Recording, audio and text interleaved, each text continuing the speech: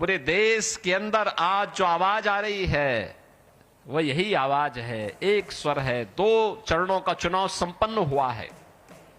बहनों और भाइयों, में अब तक लगभग 9 राज्यों में भारतीय जनता पार्टी के प्रत्याशियों के समर्थन में जनसभाओं को करने के बाद आज मुझे मध्य प्रदेश भी आना पड़ा। गुना में तो मैं इसलिए भी आया हूं, भारतीय जनता पार्टी के प्रत्याशी के साथ साथ सिंधिया परिवार के साथ और उत्तर प्रदेश के विकास के लिए किए गए कार्यों को सिंधिया परिवार के द्वारा, ज्योतिरादित्य सिंधिया जी के द्वारा, राजमाता जी का जो सानिध्य था, इन सब को आगे बढ़ाने के साथ साथ उसके प्रति आपका आह्वान करने के लिए मैं आया हूं कि कैसे विकास के कार्यों को इस परिवार ने राम जन्मभूमि के मूवमेंट को आगे बढ़ाने में अपना योगदान दिया था, और वही आपका आह्वान करने के लिए आया हूं। लेकिन मैं कह सकता हूं पूरे देश के अंदर जो आवाज है, 2 ही स्वर गूंज रहे हैं। एक है चारों ओर एक ही स्वर है कि फिर एक बार मोदी सरकार का एक ही स्वर गूंज रहा है। और लोगों से पूछा जाता है कि क्यों मोदी सरकार क्यों चाहिए, तो लोग कहते हैं साहब विकास भी होगा, सब कुछ होगा। लेकिन उनके मन में एक ही बात है, उत्तर दक्षिण पूरब पश्चिम लोग एक ही बात कहते हैं और कह रहे हैं जो राम को लाए हैं हम उनको लाएंगे। यह है कृतज्ञता का भाव, जो राम को लाए हैं हम उनको लाएंगे। और यह संकल्प जो देश के अंदर दिख रहा है अभूतपूर्व है। बहनों और भाइयों, आज भारत एक नया भारत है, जिस भारत का सम्मान भी है दुनिया में। भारत की सीमाएं सुरक्षित भी हुई हैं, आतंकवाद और नक्सलवाद नियंत्रित हुआ है।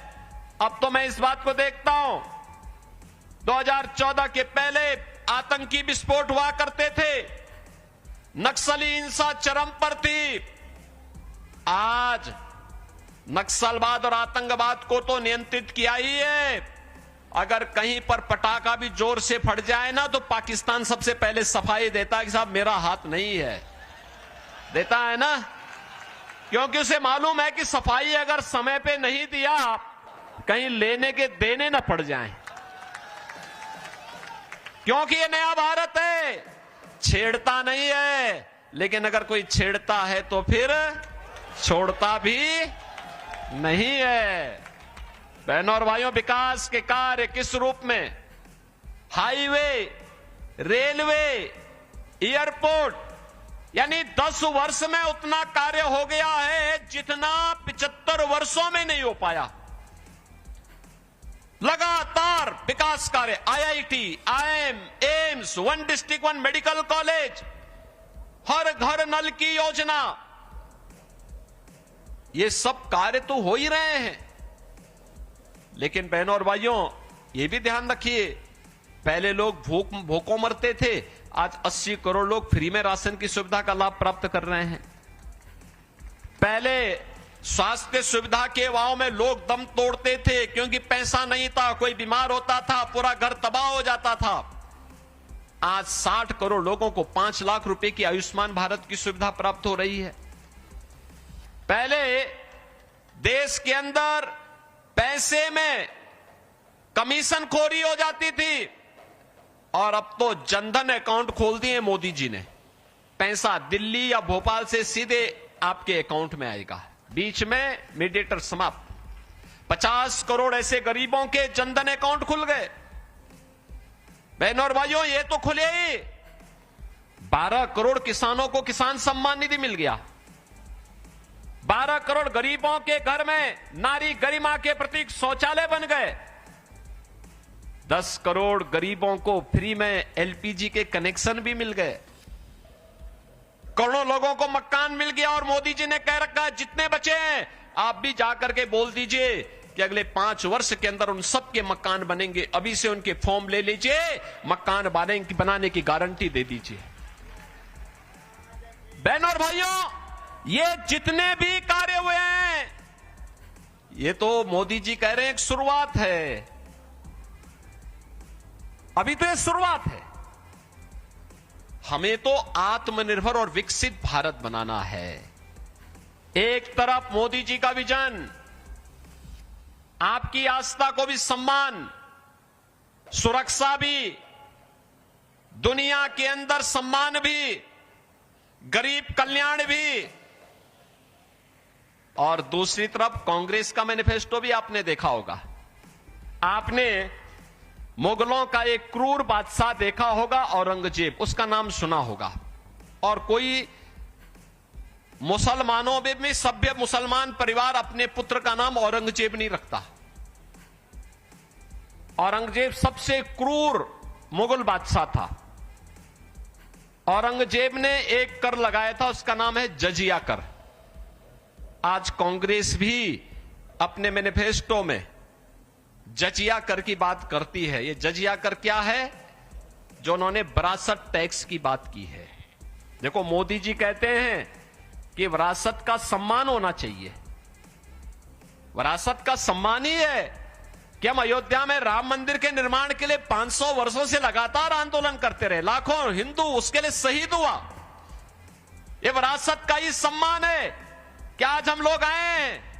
हमने सिंधिया परिवार को मेरे पीठ के द्वारा, हमारी परंपरा के द्वारा इसलिए सम्मान दिया गया क्योंकि उस समय अफगानों के हमलों को सिंधिया परिवार ने उस समय उसको धकेल करके भारत की सीमा के बाहर करने का काम किया था।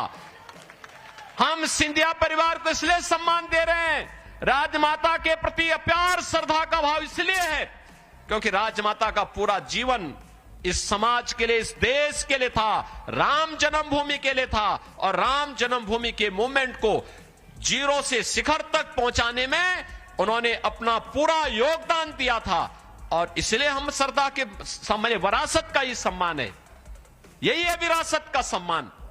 और बहनों और भाइयों, एक तरफ मोदी जी कहते हैं कि गुलामी के अंशों को समाप्त करेंगे लेकिन विरासत का सम्मान करेंगे, और दूसरी तरफ कांग्रेस क्या कहती है अपने मैनिफेस्टो में?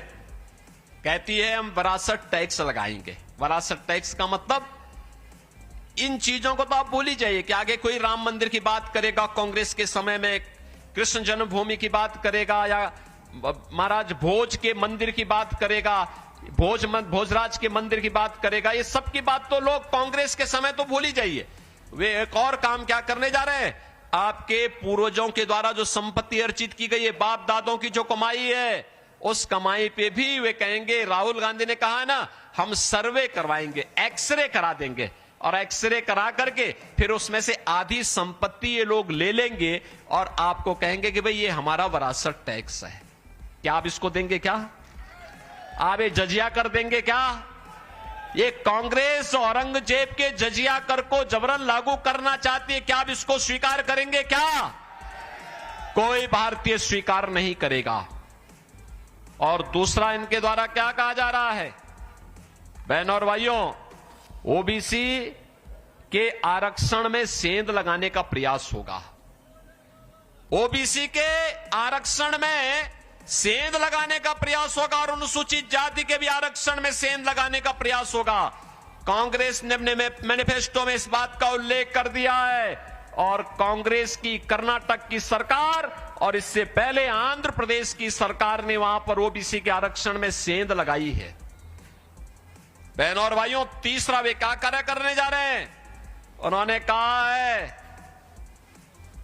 कि कांग्रेस के नेतृत्व की अगर इंडी गठबंधन की सरकार बनती है तो अल्पसंख्यकों की रुचि के अनुसार खान पान की स्वतंत्रता देंगे। बहनों और भाइयों, अल्पसंख्यकों का खान पान क्या बहुसंख्यकों से अलग है क्या? अरे रोटी तो जो बहुसंख्यक खाता होगा वही तो अल्पसंख्यक भी खाता होगा। चावल भी वही है, सामान्य खान पान वही है, लेकिन बहुसंख्यक समाज परहेज करता है, पूरी तरह नापसंद करता है। वह गौ मांस नहीं खाता है, उसका विरोध करता है, गौ हत्या का विरोध करता है। अब कांग्रेस इतनी गिर चुकी है कि वह गौ हत्या को प्रश्रय देगी। बहनों और भाइयों, ये वह कांग्रेस नहीं जिस कांग्रेस ने देश की आजादी में योगदान दिया था, आज ये पथभ्रष्ट हो चुकी है। और इसीलिए कह रही अपने वोट बैंक के लिए, क्या आप इस पाप में भागीदार बनेंगे? क्या क्या कोई इस पाप में भागीदार बनेगा? क्या इस पाप में राम और कृष्ण की धरती पर क्या गौ हत्या होगी? क्या? और बहनों और भाइयों, इसीलिए मैं आपसे कहने के लिए आया हूं कि हम इस पाप में कतई भागीदार न बने। और इसी के लिए आज मुझे अशोकनगर में भी आना पड़ा है।